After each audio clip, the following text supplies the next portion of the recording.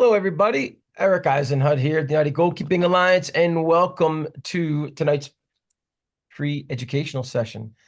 Tonight we have Michael Kappas and Andreas Papakostas. They will be our subject matter experts. I'll be facilitating the conversation. And as noted, please ask questions. This is for you. And again, this is, I think, one of the more undertapped pieces of information regarding failure. So I'm very happy to put this on tonight. Mr. Michael Kappas, Mr. Andreas Papakostas, welcome. Hey, thanks for having us. It's good to have you here on this Tuesday night. Quick introductions. Michael Kappas is the owner of MKGK Academy in Virginia Beach, Virginia. He's the goalkeeper director for Virginia Rush, former Division I college coach, and the United Goalkeeping Alliance board member. Michael, welcome. Thank you, Eric. Thank you for having me. Excited to be here. Nice. Yes, sir. And also with us tonight is Andreas Papakostas. He is the owner of Olympic Goalkeeping. He has his, excuse me, Everything GK podcast. He's the host of that. And he is the owner of Olympic Soccer Academy, as well as being United Goalkeeping Alliance board member. Andreas, welcome, sir. Awesome. Glad to be here. I'm excited to get going and help parents and goalkeepers with this topic. Awesome, guys. And I'm Eric Eisenhut. I'll be facilitating tonight's conversation with Michael and Andreas. Guys, let's get at it here. We speak to failure and we speak to being safe in a failing situation. We like to reword this as failure equals a growth opportunity. Michael, Andreas, let's start with you, Michael, if I could. What's this look like? What does that mean? Actually, you know what? Before I say anything, I like to open it up. I want to see what everybody else thinks first. I don't want to give the answer yet. I want to see what the crowd, what our members here are thinking. What do they think? What does failure look like? What does it look like? I like Jack. Continue everybody to use that raising of the hand button. That works really well and helps me as a facilitator. Thank you, Jack. Jack, go right ahead, please. What I think it means, what I think it looks like, it kind of looks like whenever you miss a stop that could be easily saved, or make a mistake with passing to the wrong team. Okay. Okay. Are there others out there? What's in the chat function here? I'm going to take a peek real quickly, if I may. Oh, good night, guys. Hello. Others? Who else? Let me hear it.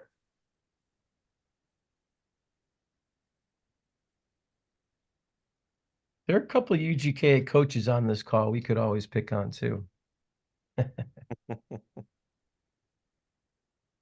Would Richard be one of them? No, but go ahead and ask for Richard. Mr. Richard, what do you think? One parent typed in learning opportunities.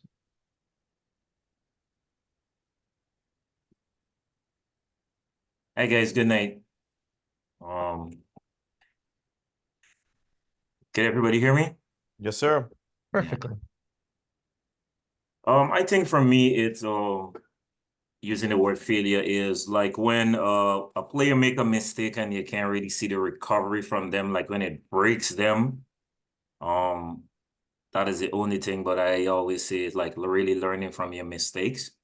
It's not really a failure, it's just basically about learning from it and adjusting. How do you make that adjustment?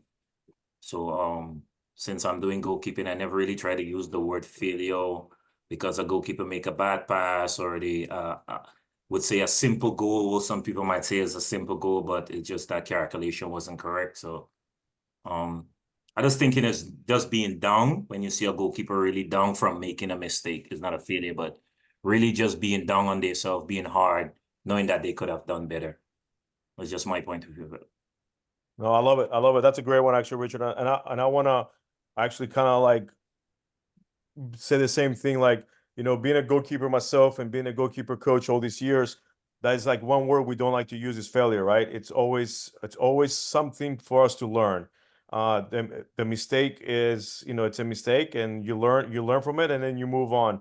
So I agree with you on that 100%.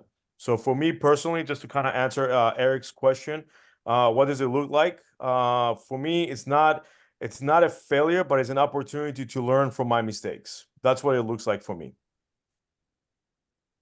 Andreas, I'd like you to add to that, please. So it look like to you. Wow.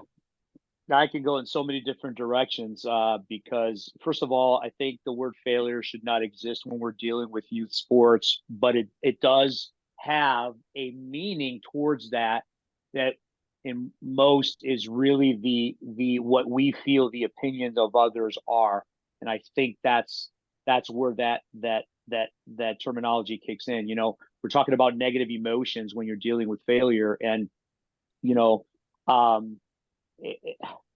To me, failure is feedback. Failure is feedback, right? And the only time you actually can say that you failed is by not accomplishing your end in mind. And I think I saw one of the comments, something about quitting. I forgot who put it on there. Yeah, But head or kick, not trying again. okay, yeah. When you decide that you allowed the emotions, the feeling, the opinions, the errors, and the mistakes to be bigger than your reason to develop, get better, learn, and grow, then others may label that as that, but failure is it's feedback. You can have feedback from whatever, if you feel that's failed, but I want to replace that word failure and just say errors and mistakes. That's basically it. And it could be magnified in front of others. Okay. Or you can quickly resolve by focusing on what can change in order for that to lessen the next time it presents itself, whether it's in practice, in training, in a game, or whatever. Like it. Michael, why is that important, especially you not using the word failure at the youth levels? Because we're still learning. Because in the youth levels, it's a learning environment. We don't,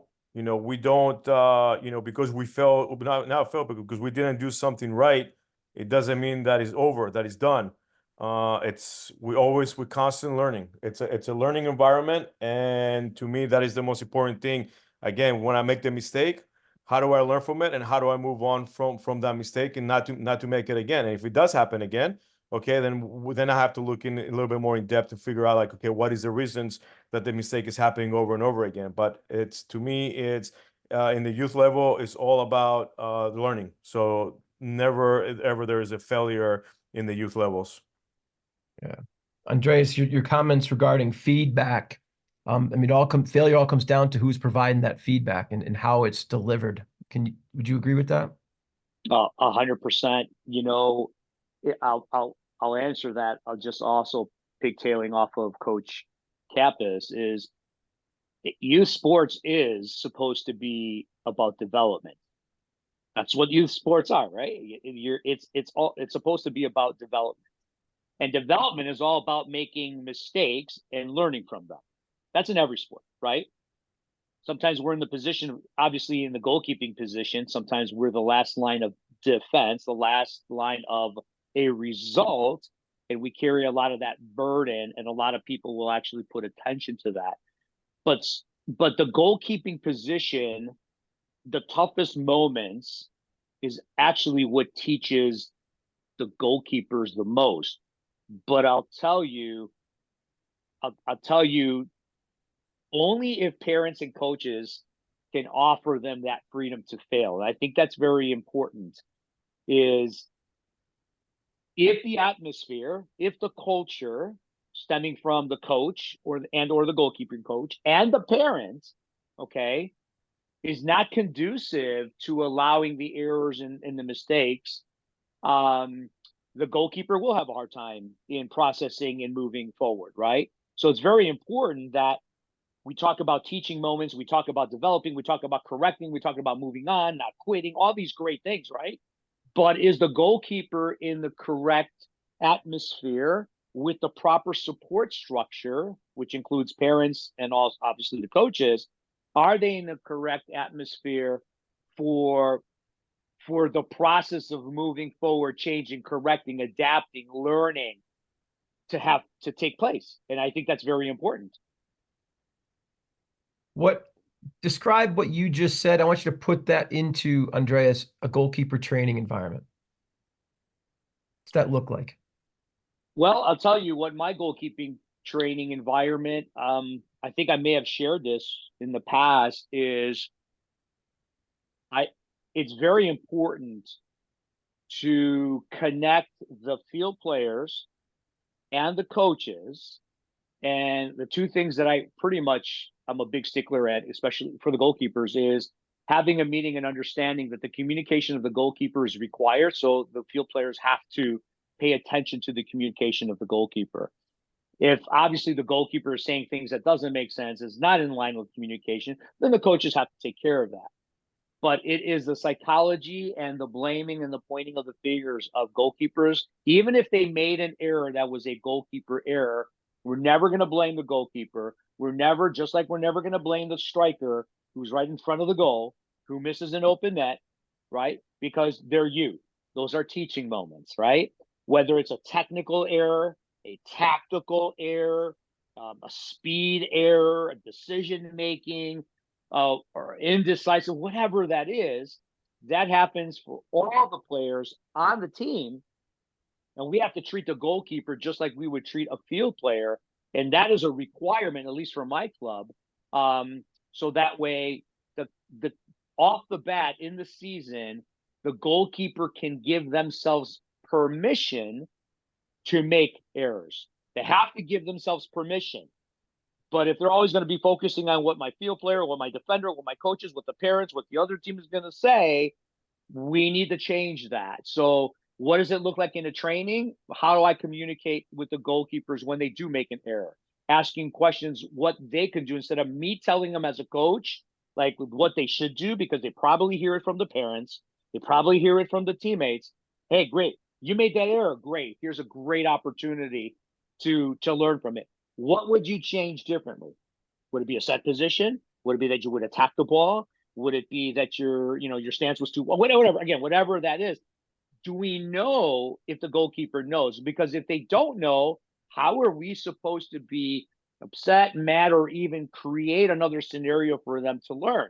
So they know and they will have to fix it, or they don't know when we have to teach them to fix it, right? And that's all part of our training curriculum, at least my training curriculum, in every session, every age, every level. Nice. Michael, what's I- failure look like in a goalkeeper training Yeah. environment with you? No, I mean, I agree with Andreas. I mean, a lot of our training sessions that we do here is also the same thing. A lot of Q&As, you know what I mean? We want our keepers to make mistakes so we can, address them. Not like I said, like Andreas said too, not necessarily for me to tell them exactly what the mistake was, but to see if they realize what they did wrong.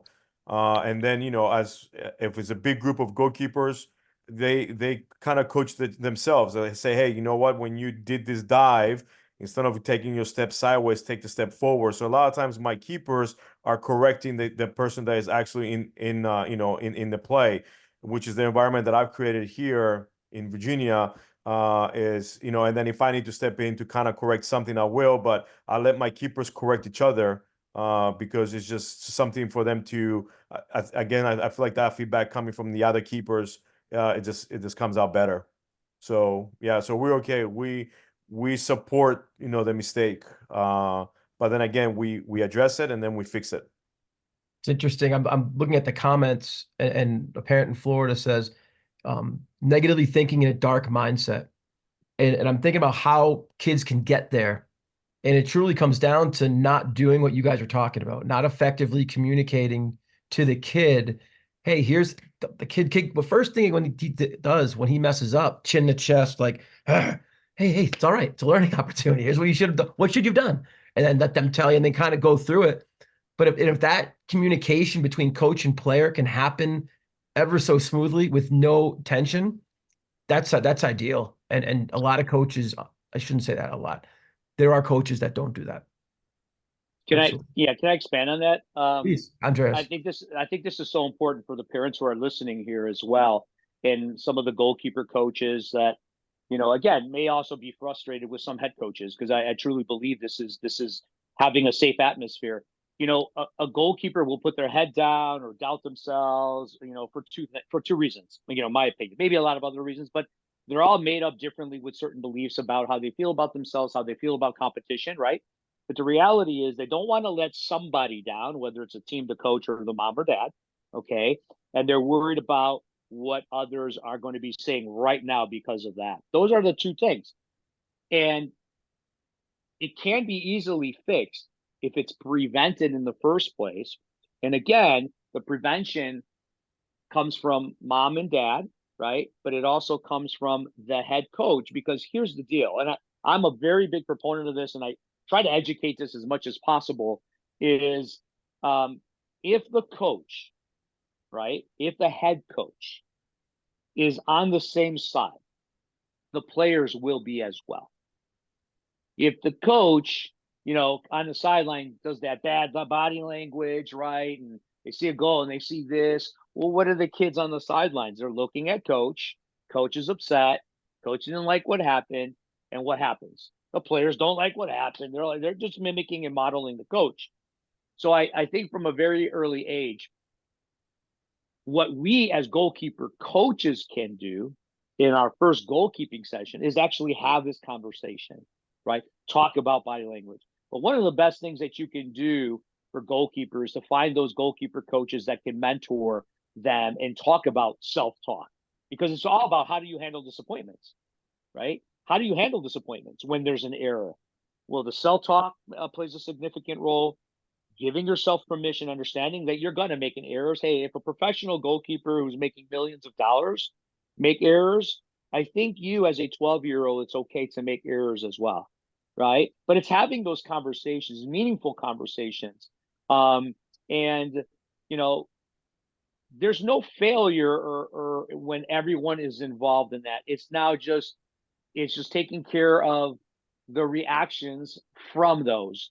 And again, for some, it's going to take time. For some, it'll click in after 3 or 4 sessions. For some, you know, I just think the biggest hurdle is having the correct. It's hard to say because it's really the correct parent support instead of telling the goalkeepers what they should have done. Right? We all know what they should have done. It's getting them to that it's okay, and this is what's going to make you better. If you don't make these errors, then how do you correct it and make it better, right? If you get an F in school, well, you can go do nothing about it and take the test again, and guess what? Next step is probably going to be an F. Or here's what we can do. We can practice, we can get you tutoring, we can ask questions to the teacher, we can do all that stuff, we can study a little bit more, we could do this, we can do that. And then if you get a C, that was progress. And if you can get a C, you can actually get an A, right? And it's all just getting them to see what the next step can be and making sure that, hey, it's a positive thing when you make an error at the youth level, because now it gives us an opportunity not only to correct it and fix it, but strengthen it. So then it becomes one of your strengths rather than a weakness. Well done. Well done. And I think now when it comes to you know, you mentioned support system, you mentioned some roles when you were just talking, Andreas. and one of the roles I was going to actually implement, like put in there while you were talking was, you know, you said that they look at the coach and everyone kind of acts to how the coaches do. Same thing with parents.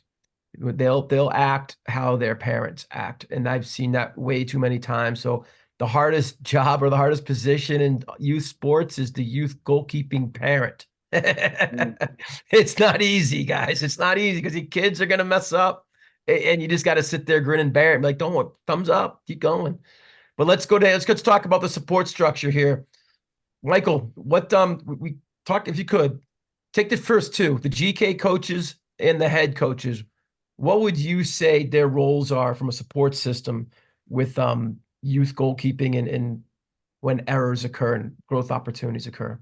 Well, me personally, as a goalkeeper coach, I think having that relationship with your goalkeepers, right? For them to understand that if they make a mistake, they can come and talk to you, and not fear you, right?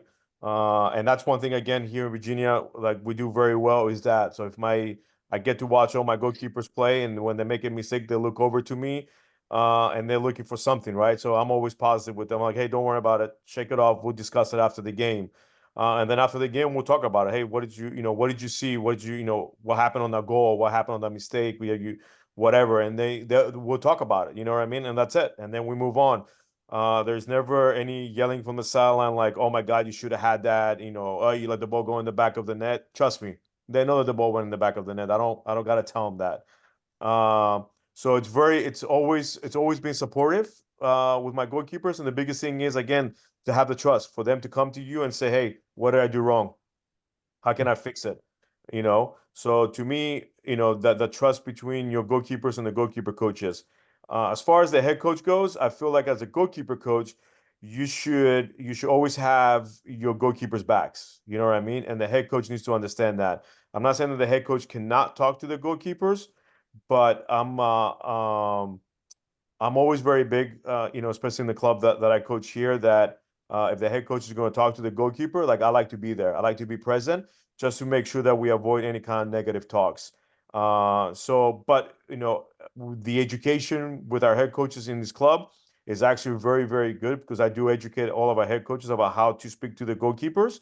And again, we're not saying to be fake, like, oh my God, it's okay, everybody makes mistakes. But it's to be how can you give your feedback as a head coach to a keeper without being negative, right? Can you still give your negative quote unquote feedback but being in a positive manner? So we do a lot of education in the club with the head coaches on stuff like that. So but again, the biggest thing is the head coaches, the head coaches and the head coach, they need to understand that as a goalkeeper coach, you have your goalkeeper's back, so. Yeah. Andreas, what do you in your in your academy, do you have any communication policies, not only down to the player, but more specifically, if this question, between head coaches and goalkeeper coaches, do they communicate a lot? Yes, because I am the owner of the club and I'm also the goalkeeper director. Go back to Andreas. I go back to Michael on that one. So go ahead. No, but please go ahead. yeah, but it first of all, when we have a parent meeting, we talk about this department, and everybody knows that we are a goalkeeper development specialty club as well, right? So I think it's crucial. It's crucial, especially in today's game. We request and we require so much of the goalkeepers, but yet we're not putting that. There's probably people listening right now, goalkeepers and parents of goalkeepers listening right now, that probably don't get enough goalkeeping training, right? Or they get somebody who's just a drill trainer, but not really the complete educational trainer, right? And it's not the goalkeeper's fault. And this is why I think how the head coach, who, listen, we all know nobody understands the goalkeeper better than another goalkeeper, period. Right. And this is why I think being a part of the United Goalkeeping Alliance, I mean, you're talking about a safe haven place where we understand. At the same time, Michael said something very important. You don't want to be fake and just say, oh, no, you want to motivate to increase the understanding, the learning, what is required. Okay. Obviously in a way where, they don't get into that negative emotion. But don't just always say that it's, hey, at one point we do expect you to do this, right? It's requirement for you to do this, but let's work on how to get you to do that. Okay. That's probably something you want to do. You want to be consistent on those right low balls, correct? Okay. All right. And who can get better at that? Well, anybody who wants to can get better at that. But do they have the support structure to give them that? And that's the part that I guess when I hear from parents after we do podcasts or we do stuff like that, and I get calls, it's yeah, I agree with everything you guys are saying, but we don't have anybody to implement that, right? So what do you do? And that's again where the UGKA comes in. You do have a coach here. It's virtual, right? But you do have somebody that can coach, mentor, and guide you, where maybe you're not getting it over there.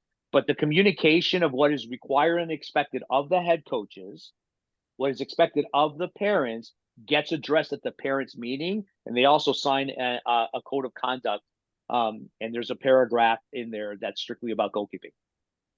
Nice. Appreciate that. I mean, you just took GK coaches, head coaches, DOC, you added in the GK union. I and didn't. GK, I you didn't even crushed see it, man. that. Thank you. I That was didn't even- awesome. I didn't No, even no, see right that. on.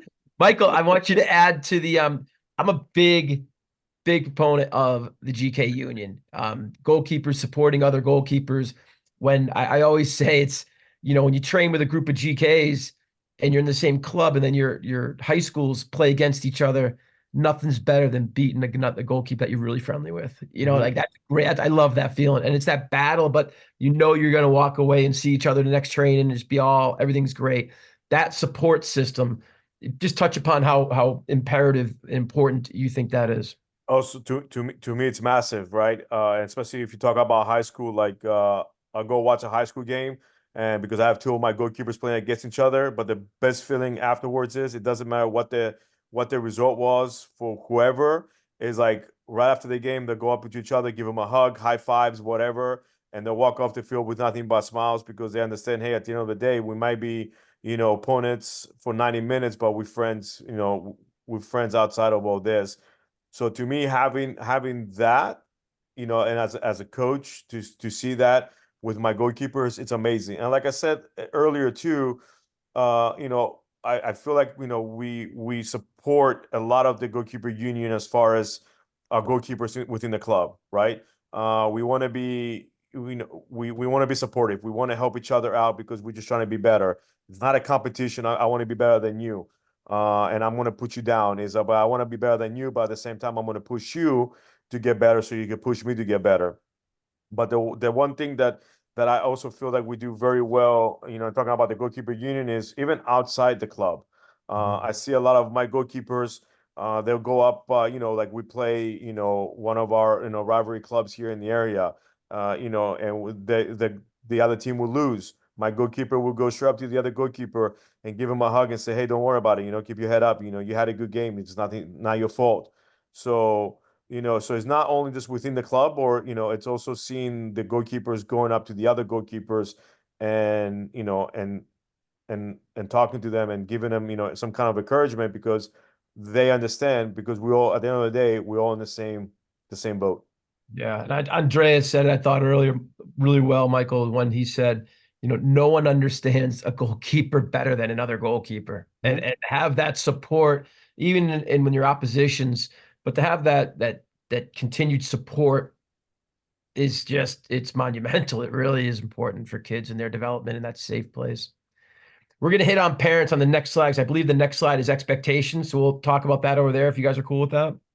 I'm good. Can I share a quick story? Yeah, please. Yeah, of Really course. quick. This all goes back to the GK union and what you just said. That we share that, no one understands the goalkeeper better. I had a U15 goalkeeper who overheard on the sideline our opponent's goalkeeper. This was last year. Our opponent's goalkeeper did not have their goalkeeper gloves with. And the coach just tore into that goalkeeper. Okay. I didn't know what was happening, and I saw my goalkeeper run over and gave a pair. He had an extra gloves. He gave him a pair of gloves, and so The when I asked him, non-grip I said, ones. "Hey, They were the non-grip ones, yeah, right? yeah, they were the ones with it." No, and you know what he said to me after the game? He goes, "Coach, do you remember when I came to practice and I forgot my gloves?" And you didn't rip on me like that guy did, but you said, "Hey, now here's an opportunity to work on your intrinsic muscles, right? And you're just going to train without the gloves, right? And we'll do something positive out of negative." He's like, "I didn't like how I felt when I didn't have my gloves, even though you made me feel good." He goes, "I didn't like that."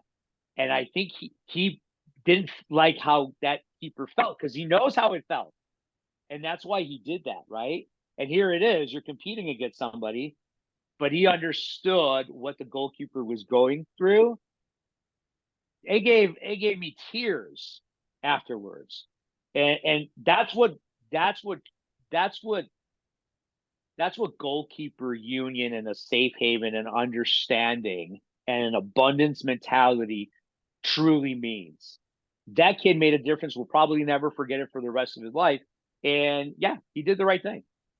We don't wind up winning the game, you know. I'm sure if we lost, parents would say, "Well, why would you do that?" Why? Well, why not? Like, we didn't lose the game because that other team was wearing my goalkeeper's glove. We lost the game because if that was the truth. So again, just wanted to share that because, again, no one understands a serious goalkeeper better than another serious goalkeeper. Let's put it that way. And to be honest with you, Andreas, that coach couldn't have done a worse job of getting that kid ready to play a game. That kid doesn't have his gloves, his hands. He doesn't have. He's all questioning. He's anxiety driven, and now the coach is yelling at him and his like. Talk about, he's just gonna fail. Like, he's being set up to fail in that situation. Well, he doesn't want to let any people out, and then now he's worried about what other people are saying. That's the worst emotional state you want to put any player at any youth sport. Yeah, 100%, 100%.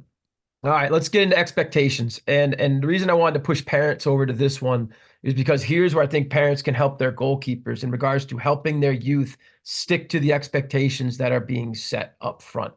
And I think they can play a big role in that. I truly do. So I think the support system from a parent really kind of helps with the expectations that are set. But let's get to the expectations being set up front. Why is that important, Andreas? And what are we talking about when we're talking about expectations? What is that what is that in reference to? Excuse me. Well, expectations from others, like, it goes back to what I do, at least for my club, is that I expect a certain behavior and understanding, right? When a goalkeeper makes an error, right? And that comes not just from the parents from the sidelines, but it also comes from the coaches. It actually starts from the highest level, whatever that is, the technical director, the DOC, whatever you want to label the hierarchy of the club. It has to not just be on paper, it has to be executed and understood and agreed by everyone, because that's how the players are going to adapt to it. So the expectation from others, it's really, you need to do that from the beginning of the season. So we can educate our goalkeepers, right? But when a defender turns around and says something that they're, probably not supposed to say, or a parent says something, they know that, okay, I know coaches, but they're still kids. They're still taking in the words that are being used, right? So can we prevent all of it? No, we can't. Can we decrease the chances? Yes, we can, if we expect it and we abide by them. For 12 years, 13 years that I've owned my club, I've had to kick 2 parents out in 12 years. That's not bad, right? And it was really about how they talked to their own kid. And I said, listen, what you do outside of practice, I can't control what you do. But that doesn't help my player, your son, play in a team atmosphere when you say the things that you say, which affects my team. Other kids are listening to it, and now they're fearful. So I have to remove you from that. So when other parents see that you follow through with what you put down on paper, kids now know that when you set out an expectation, the chances that they're going to do it is a lot higher than if you don't set the example through your actions as well. And I think that's very important, that head coaches and goalkeeper try as much as they can to provide that in a preventative fashion through meetings, writings, workshops, talks in practices.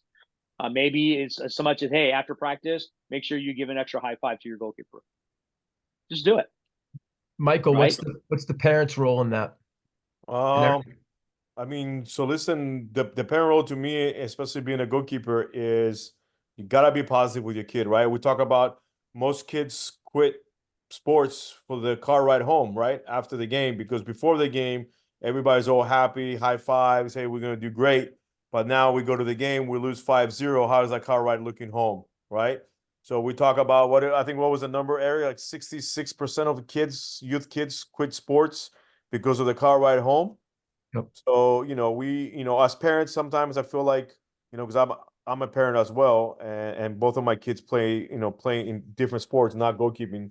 But again, is we got to be supportive. We have to, at the end of the day, I always tell myself, like, those kids are probably beating themselves up worse than we can ever do. So a lot of times it's just being a little bit supportive and sometimes don't even talk on the car ride home. Just let it be and let them. I guarantee you, 5-10 minutes into the car ride, if you don't say a single word, they're gonna start talking to you. Hey mom, hey dad, what did you think? What could I have done differently? And then you can give them your opinion without having to beat them down, because I promise you they're probably beating themselves up already. So to Yeah. me, as a parent, a lot of times, yes, are we competitive? Of course, that's our nature. We always want our kids to win, but we also have to understand that in any sport, there's going to be a winner, there's going to be a loser. There's nothing you can do about it. But how do we handle the moment that our kid has lost that game, right? Especially a goalkeeper, if it was a goalkeeper's fault, right? How do we handle that as parents when the entire sideline turns around and looks at us? Do we feel embarrassed? Do we whatever? But we don't take it out on our kid. And I say that all the time. And again, at the club where I coach here, that's the expectation even from the coaches. We have parent meetings. We talk about it, not just for the goalkeepers, but for the field players.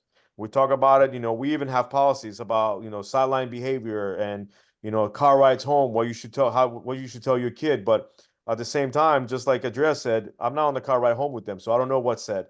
I don't know what's said at the house. I can only control, what I can control. But, I think as parents, we just have to be mindful of that. Like, hey, listen, like, and then try not to live through our kids because of whatever we weren't able to accomplish. Now we're living that through our kid. Or, what, I'm paying X amount of thousands of dollars a year. I expect you to do this. That's a big mistake that we do, Yeah, no, you're right. You're right. So that the statistic was when kids were polled when they quit sports, what were the reasons? 50 to 60%. I think it fell in that category, that percentage, that high percentage Yeah. was the number one reason why kids quit sports. I think it was like over half of the replies were because of the car ride home. We talked about expectations. We spoke. We didn't really get into the particulars of them. We didn't get into the chronological order and when they're revisited. Do you guys have a plan for that? And if you could, can you explain it? When you give me more details. Yeah, in regards to like the expectations, do you do it at a specific, like, is the beginning of the year when you set these? Do you have and then do you revisit every couple months throughout your season? And then what are those types of expectations? I know everything isn't game related. We speak a lot, right? We're speaking a lot tonight about games and failure in games, but what about expectations for training? What about expectations for team training, goalkeeper training? I know some clubs that require you when you're training, shirts are always tucked in, socks are always up, like always. Like that's a dress policy. So the expectation has to be communicated. When do you see that? What are they when they're revisited? Excuse me. How often do you revisit them during the year? And then how strict are you with your expectations? What do you communicate? So for us, our expectation. Oh, no, go ahead. So for us, our expectations are addressed in the beginning of the season. When we have our very first team meeting, very first goalkeeper meeting, what the expectations are. So the biggest one for me is when we come to training, we have to have our equipment, right? Because I'm very big about you practice like you play, so you play like you practice. So yeah, so we have to as a club, we have training uniforms, so everybody's expected to wear the training uniform. We have to look like a team. We talk about, hey, I want to go play in college, I want to be a professional soccer player, whatever. Well, in college, they wear uniforms to train. In pro teams, they wear uniforms to train. So why are you not wearing a uniform to train here? You know what I mean?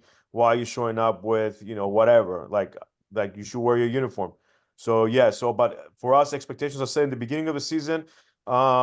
We don't really we don't have like a specific, like, okay, 3 months from now, you got to do it again. But if I feel like there is something not getting done, or I feel like there is a crack somewhere or something was misunderstood, I will have another team meeting if need to be, or another goalkeeper meeting to be like, hey, you know what? I know we talked about this back in, the beginning of the season, but I'm seeing a little bit of lack on this or that or that. Let's fix it. So we don't have a specific every so often you have to have the meeting, It's more kind of like, do you need to have the meetings? Do you need to have, go back through the policies? So that's how Andreas? we. Nope. I appreciate that, Michael. Andreas, anything that you'd want to add or that you guys do differently? Very similar after the parent meeting, and they sign everything, they agree. We then have a goalkeeper meeting strictly with the parents and the goalkeepers, the expectations, what is required of them. But I also answer why. You talked about the uniforms and the tucked in, whatever policies, and it's not for us, right? It's to teach them a routine, teach them something that they have to prepare and think, just like they have to do in goalkeeping, right? And then we just, if it's something that needs to be addressed, like Coach Michael says, when I do my player evaluations right after the first season, if there's something that I'd like to see something stronger within the expectation piece, it will be put into that evaluation, player evaluation, goalkeeper evaluation at the end of the first season. Oh, nice. Well said. Well said. All right. Moving on. I want to, and parents, if you have any questions or any comments, great comment, excuse me, in the comments section by Scarlett. Expectations are expectations that you want to expect from others can be feedback because we need that to get better. Yep. Well said. Well said. Spot on. All right. Andreas, would you care to elaborate on this mindset principles and philosophies for success, please? Yeah, I'm on the phone, so I guess I can't expand it. Okay, yeah, I'm on the phone, so I could see it now. Okay, so yeah, it's just something that I put together. I have a lot of my goalkeepers tape this on their wall. I even have college goalkeepers that actually have this on their wall. There's certain principles and philosophies, regardless of what type of training you get, how often you get it. If you're serious about this, it's just just certain phrases that I think are universal that will help you keep your eye on the prize and whatever that prize is for you. I like to say keep having the end in mind, whether that end is to play at the collegiate level, whether that end is to go from the B team to the A team, whether it is to go from a local league to MLS Next or ECNL, whatever that end in mind is. There's just certain universal principles over the course of 20 plus years that I've been doing it that I think if you read, everybody would agree to.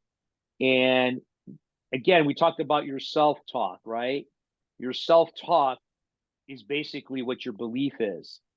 What you say to yourself, good or bad, is actually true. You are correct. Whatever you say to yourself, good or bad, is true. And I think whatever you focus on, good or bad, expands, right? So today even happened. I trained a goalkeeper, trained a goalkeeper who's preparing for pro trials, came all the way from Kansas in this cold 15-degree weather to train. And, he was getting mad because he wasn't getting to the ball quick enough. And this guy's a high level goalkeeper. And I just said one thing. I said, I just want to emphasize this. How you take it is going to be up to you. Negative emotions will not help you with positive outcomes. I'm going to say that one more time. Negative emotions is not going to help you with any positive outcomes. He immediately this is a 26-year-old. He immediately just let himself go and realized it. He relaxed. Boy, did he kill it. And so I bring that example only because these are things that if things aren't going well, one or two of these things that you read may help you snap back into focusing on your end in mind. And that's why I created this several years ago. Love it. Love it. Anyone have any questions on this? And this is located, by the way, for anyone who wants this is located on our resource tab on the UGKA website. So under our resources tab, this is there. You can download this if you'd like to take it for yourself. We can put 100 of them up there. It's just, I just selected, again, 20, 21, I think, or something like that. Would Michael, Andreas, would you like to address this slide? This Go is ahead, the Coach Michael. slide. Wow. I mean, it's one of the greatest golfers right there, right? That's correct. It's okay to fail. Failing does not shape your personality. What does that mean? I mean, I can give the answer, but I feel like we haven't heard from anybody else from the group yet. I would like to hear somebody what they think about this first. Anybody? Or you can type it in you can type it in the group chat if you want. I'm gonna ask Jack Butler what he thinks. Ah, there's his hand right there. On cue, Jack. Go Oh, ahead, look sir. at that. Perfect timing. What I mean, yeah, what I think it means is like it's okay to make mistakes. It's because you are able to learn from each mistake that you make, which makes like your training and your personality better each time. I like it, Jack. I like that one. That was good. Anybody else?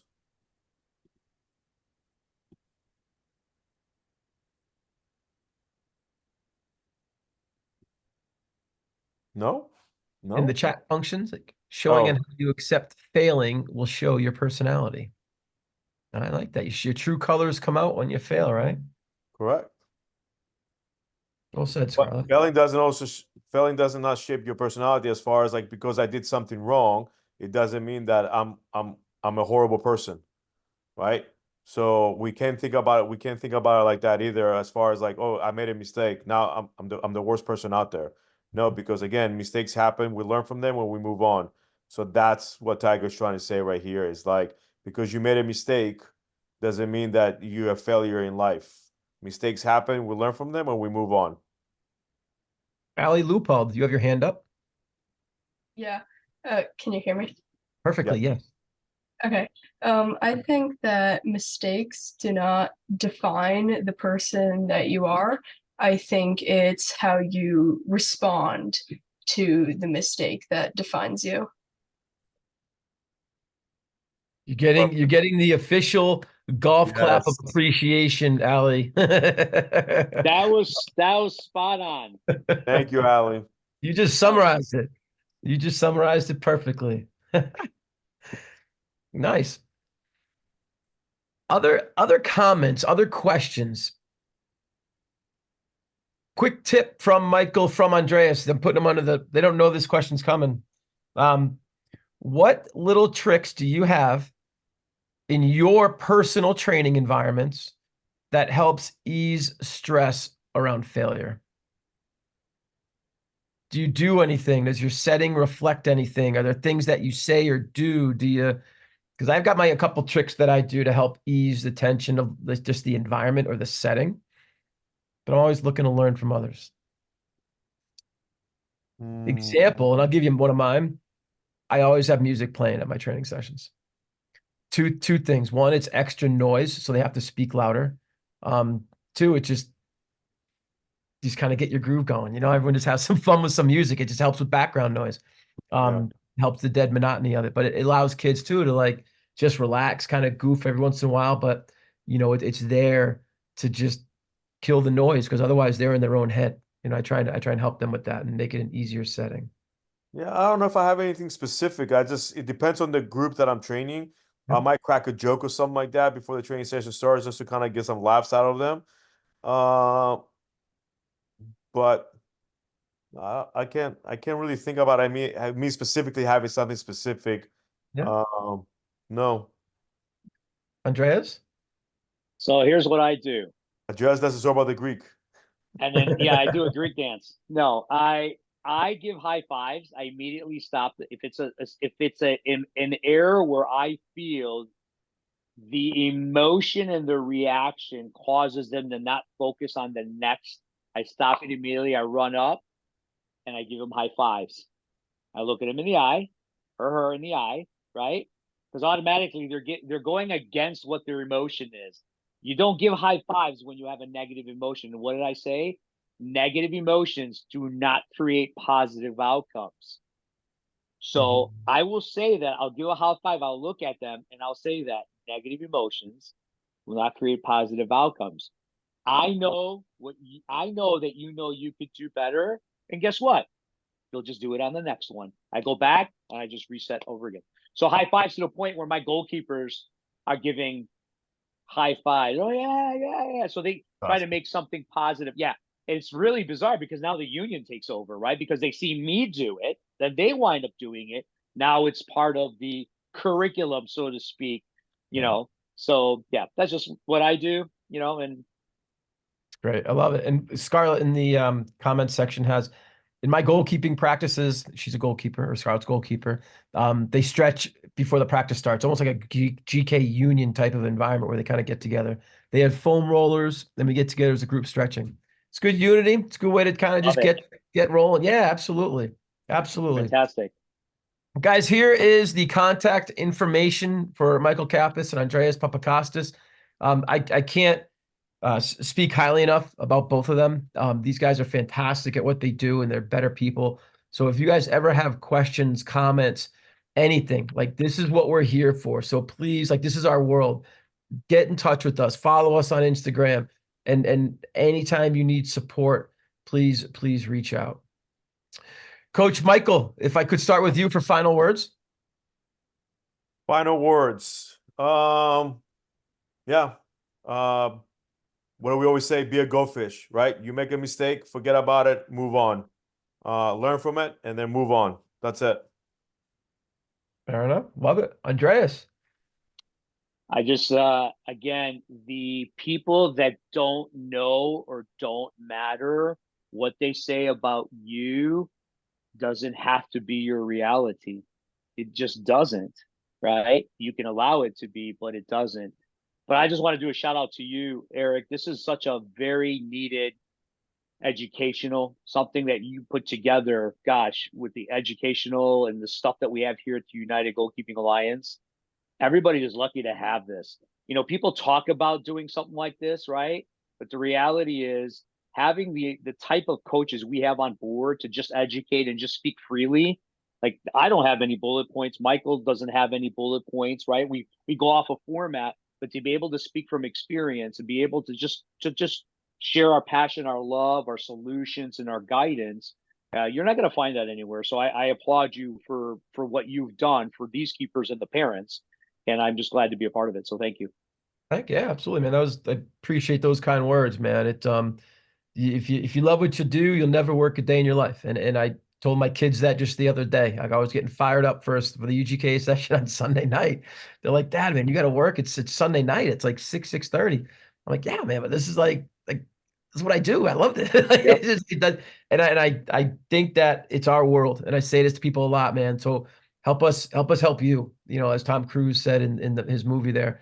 So I'm a big component of it. I'm a big believer in we as a GK union are bigger and better compared to our individual silos. And hopefully this is just one example. So again, Michael, Andreas, thank you for your time tonight. Everyone, have an awesome holidays. Happy holidays to you. Be safe, be merry, and we'll see you in 2024.